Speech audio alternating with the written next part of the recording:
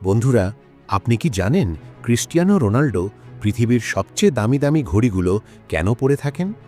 তো এর উত্তর আজকের ভিডিওতে আমরা জানব।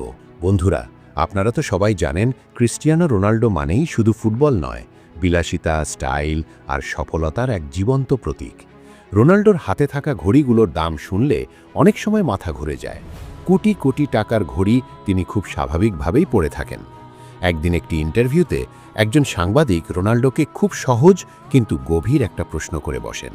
তিনি বলেন, এত দামি ঘড়ি পরার আসল মানেটা কি?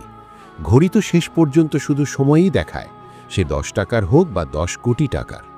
এই প্রশ্ন শুনে মুহূর্তের জন্য সবাই চুপ হয়ে যায়, কারণ প্রশ্নটা সহজ হলেও উত্তরটা যে এত গভীর হবে তা কেউ ভাবেনি। রোনাল্ডো তখন হালকা একটা হাসি দিয়ে উত্তর দেন। তিনি বলেন, 10 টাকার ঘড়ি আর 10 কোটি টাকার ঘড়ি দুটোই সময় দেখায়, এতে কোনো সন্দেহ নেই।